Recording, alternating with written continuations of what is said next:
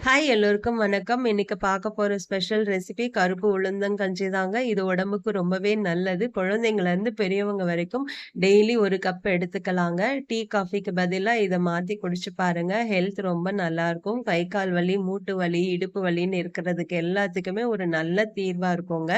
இத நம்ம ப்ரீமிக்ஸ் மாதிரி ரெடி பண்ணி வச்சுக்கிட்டோம்னா, இது மாதிரி ரெடி பண்ணி வச்சுட்டோம் அப்டின்னா, நம்ம காலையில பிரேக்ஃபாஸ்ட் சாப்பிடாம அவசரமா கிளம்பும்போது இதுலேருந்து ஒரு 2 ஸ்பூன் எடுத்து கலந்து குடிச்சிட்டு போயிடலாம். அந்த அளவுக்கு உடம்புக்கு ரொம்பவும் நல்லது.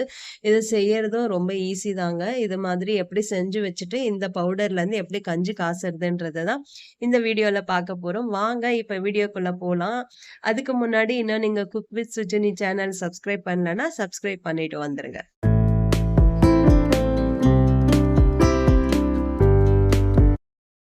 இப்ப இதுக்கு அடுப்புல ஒரு பேன் வச்சுட்டு 1 கப் அளவுக்கு கருப்பு உளுந்து சேர்த்துக்கோங்க. நீங்க கருப்பு உளுந்துக்கு பதில் வெள்ளை உளுந்து கூட சேர்த்துக்கலாம். உங்க விருப்பம் தான். ஆனா கருப்பு உளுந்துல நெறைய ஹெல்த் பெனிஃபிட்ஸ் இருக்கு. இது கூடவே 1 டேபிள் ஸ்பூன் அளவுக்கு நானு வெள்ளை உளுந்து சேர்த்துக்கிறேன். இந்த கருப்பு உளுந்து வறுபட்ட வித்தியாசம் நமக்கு தெரியறதுக்காக கூட வெள்ளை உளுந்து சேர்த்து வறுத்து எடுத்துக்கலாம். அடுப்ப லோ டூ மீடியம் ஃப்ளேம்லயே வச்சுட்டு, இத ஒரு 7, 8 நிமிஷம் போல நல்லா பொன்னிறமா வர்றது அளவுக்கு வறுத்து எடுத்துக்கோங்க. நம்ம கஞ்சிக்கு மாவு இது மாரி வறுத்து அரைக்கும்போது, அது நல்லா அந்த வழுவழுப்பு தன்மை இல்லாம நல்லா இருக்குங்க. வாசமாவும் இருக்கும் கஞ்சி. அதுக்காக தான் இது மாரி வறுத்து எடுத்துக்கிறோம்.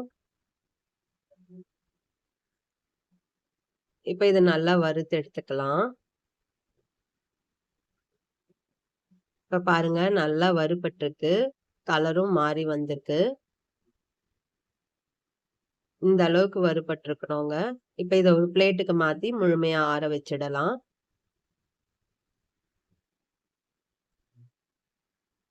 இப்ப அதே பேன்லயே உளுந்து அளந்த அதே கப்லயே ஒரு 1/4 கப் அளவுக்கு பாதாம் பருப்பு சேர்த்துக்கோங்க. இந்த கஞ்சி கூட நம்ம இது மாதிரி நட்ஸ் எல்லாம் சேர்த்து செய்யும்போது, இன்னும் நல்லா டேஸ்டியாவும் இருக்கும். ஹெல்த்துக்கும் ரொம்பவே நல்லதுங்க. இதையும் லோ ஃப்ளேம்லயே வச்சு நல்லா வறுத்து எடுத்துக்கோங்க.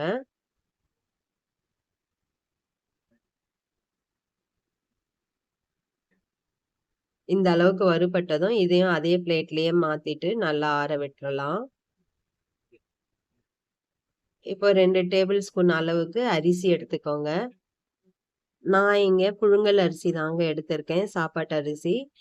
நீங்க பச்சரிசி கூட பயன்படுத்திக்கலாம். உங்க விருப்பம் தான். இந்த அரிசி நல்லா பொரிஞ்சு வர்றது அளவுக்கு லோ ஃப்ளேம்லயே வச்சு வறுத்து எடுத்துக்கோங்க.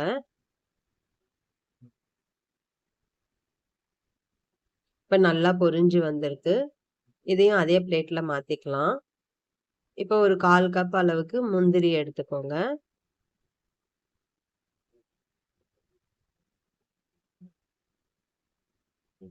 இதையும் நல்லா வறுத்து எடுத்துக்கோங்க.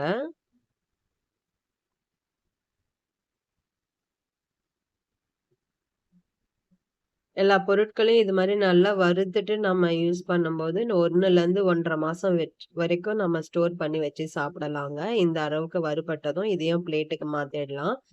இப்ப கேஸ் ஆஃப் பண்ணிட்டு, இந்த பேனோட சூட்லயே ஒரு 3 ஏலக்காய சேர்த்து நல்லா வறுத்துக்கலாம். ஏலக்காய் இது மாரி நம்ம வறுத்துட்டு அரைக்கும்போது நல்லா பொடியாவும் ஆகும். அதே நேரத்துல நல்லா மணமாவும் இருக்குங்க. ஃப்ரிட்ஜ்ல வச்சு ஸ்டோர் பண்றோம்னா, ஒரு 2 மாசம் வரைக்கும் ஸ்டோர் பண்ணிக்கலாங்க. முடிஞ்ச அளவுக்கு கொஞ்சமா அரைச்சு வச்சுக்கோங்க. அப்பப்ப நீங்க ஃப்ரெஷ்ஷா அரைச்சு செய்யும்போது கஞ்சி இன்னும் நல்லா வாசமா இருக்கும். இப்ப இதெல்லாம் நல்லா முழுமையா ஆறட்டுங்க. ஆறுன பிறகு தான் நம்ம மிக்ஸில சேர்த்து அரைக்கணும். இப்ப நல்லா ஆறி வந்திருக்கு. ஈரம் இல்லாத ஒரு மிக்ஸி ஜார்ல இத சேர்த்துக்கலாம்.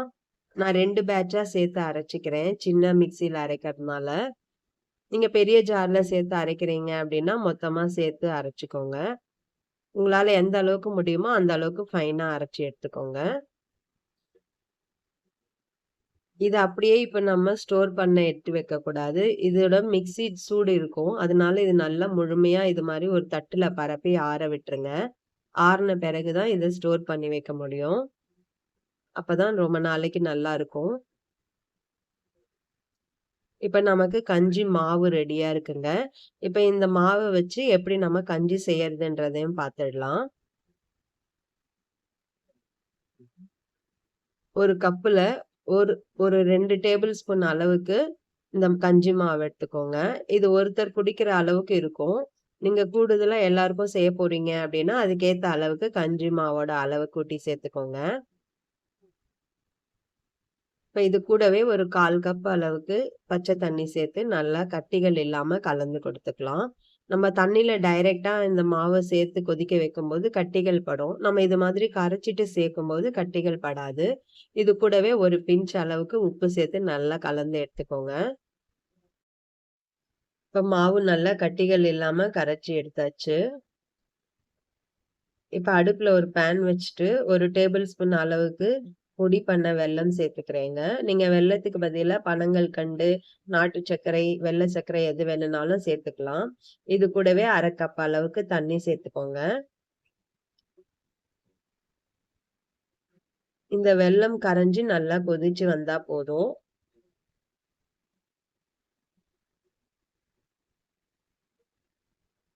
இப்ப இது நல்லா கொதிச்சு வந்திருக்கு. இந்த ஸ்டேஜ்ல கேஸ் ஆஃப் பண்ணிட்டு இத வடிகட்டி எடுத்து வச்சுக்கலாம். இப்ப அதே பேன்லயே 1 கப் அளவுக்கு தண்ணி சேர்த்துக்கோங்க. நம்ம மொத்தமா 1 1/4 கப்பு தண்ணி சேர்த்துருக்கோங்க. நீங்க கூடுதலா செய்யும்போது தண்ணியோட அளவையும் கூட சேர்த்துக்கோங்க. இந்த தண்ணி நல்லா கொதிச்சு வந்த பிறகு தாங்க கரைச்சு வச்சிருக்க கஞ்சி மாவ சேர்க்கணும். இப்ப இது கூட கரைச்சு வச்சிருக்க கஞ்சி மாவ சேர்த்துட்டு, ஒரு விஸ்க் வச்சு நல்லா கலந்து கொடுத்துக்கோங்க. கட்டிகள் படாத மாதிரி. அடுப்ப லோ டூ மீடியம் ஃப்ளேம்லயே வச்சு நல்லா கொதிக்க விடுங்க. இந்த உளுந்து நல்லா வெந்து வந்தாதாங்க உடம்புக்கு ரொம்ப நல்லதா இருக்கும். இத வேகாமயே அப்படியே எடுத்துக்கிட்டோம்னா வயித்துக்கு சேராது. அதனால நல்லா லோ டூ மீடியம் ஃப்ளேம்லயே வச்சு நல்லா கொதிக்க விடுங்க. இது கொதிக்கும்போதே கொஞ்சம் கெட்டிப்பட ஆரம்பிக்கும்.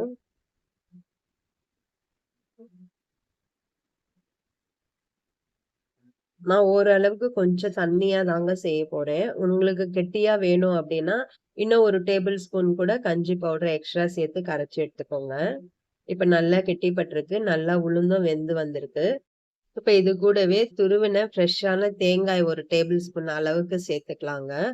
இந்த கஞ்சிக்கு தேங்காய சேர்த்து சாப்பிடும்போது இன்னும் சுவையும் கூடுதலா இருக்கும். தேங்காயும் உடம்புக்கு ரொம்பவே நல்லது.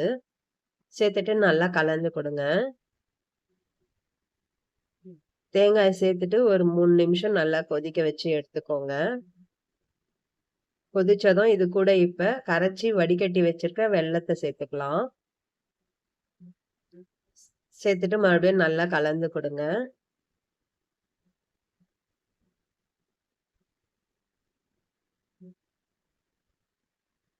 ஒரு 5 நிமிஷம் நல்லா கொதிக்கட்டும் இப்போ.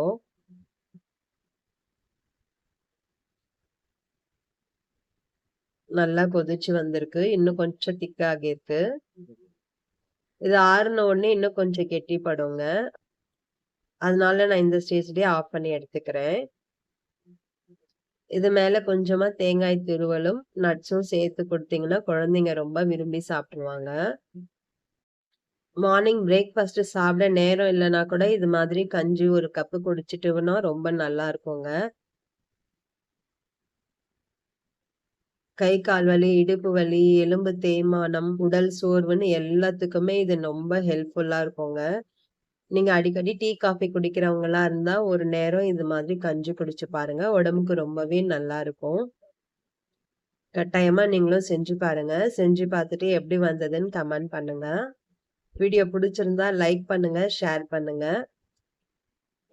இப்ப இந்த மிக்ஸ் பவுடர இது மாதிரி ஒரு ட்ரையான ஒரு ஏர்டைட் கண்டெய்னர்ல சேவ் பண்ணி வச்சுக்கோங்க. வெளில வச்சீங்கன்னா 1 1/2 மாசம் வரைக்கும் வச்சுக்கலாம். ஃப்ரிட்ஜ்ல வச்சீங்கன்னா 2 மாசம் வரைக்கும் யூஸ் பண்ணிக்கலாங்க. இன்னும் நீங்க cook with Sujini channel subscribe பண்ணலன்னா, சப்ஸ்கிரைப் பண்ணிக்கோங்க. மினிமம் குவான்டிட்டில செய்யும்போது, மேக்ஸிமம் லவ்வோட செய்யும்போது சமையல் சுவையாவே இருக்கும். நாளைக்கு இன்னொரு வீடியோல சந்திக்கிறேன். பாய்.